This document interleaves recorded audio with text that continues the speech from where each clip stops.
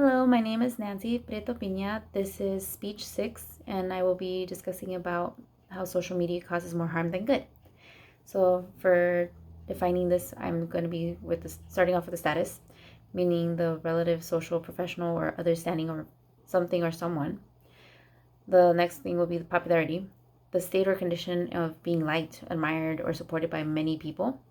And three, depression, a mental condition characterized by feelings of severe despondency and dejection, typically also with feelings of inadequacy and guilt, often accompanied by lack of energy, lack of appetite, and sleep.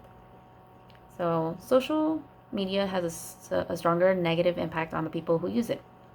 It self isolates and allows for an illusion to be created. Real life hidden behind a filter or a 30-second video or so. Uh, that's what causes a problem. And so it takes a toll on your mental health. And this claim would be social media is greater towards getting approval from strangers and friends. The need for followers and likes creates a constant struggle which weighs heavily on people. The evidence for this would be that social media statistics from 2019 show that there are 3.5 billion social media users worldwide, and this number keeps on growing. This equates to about 45% of the current population.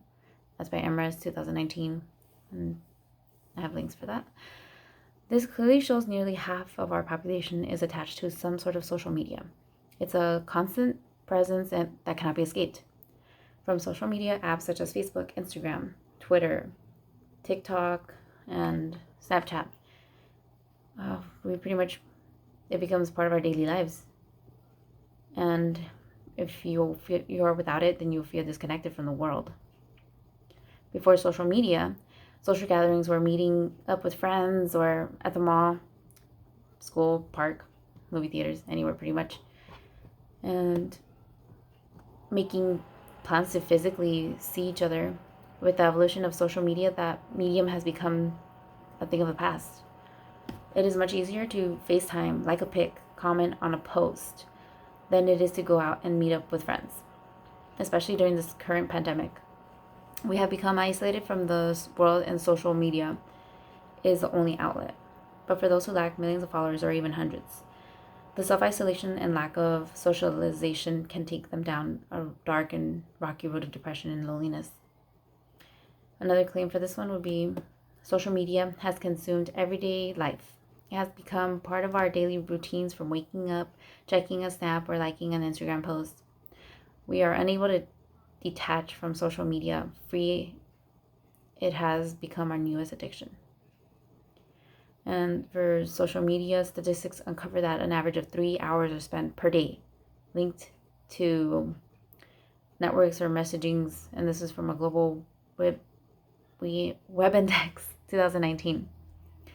This article from Global Windex is showing how social media is no longer a fun activity. Social media has become part of an everyday routine. 3 hours on average are spent on social media in an average of 12-hour days. That is a quarter of our time spent with a phone or laptop in our hand. Instead of being a fun 2 to 3 minute activity, we are getting lost in the digital content. Social media has become necessary for everyday coping. It hides us from what is really going on in the world, and that we can't escape behind filters.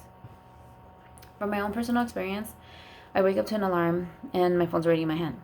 From checking the last Instagram story to seeing if I have any new friend requests, an addiction has been formed and created for approval from strangers. When a notification goes off, it is no longer a phone call or just a text. No, it's another notification from a social media platform. It has integrated itself into our daily lives. Just like coffee and caffeine, for some, it's an addiction we have to break and we cannot live without. In my personal experience, throughout the years, I have battled with some sort of depression, also triggered by social media, and I hope nobody goes down this line. I really hope people seek help and talk more about this, because this is really serious. Thank you.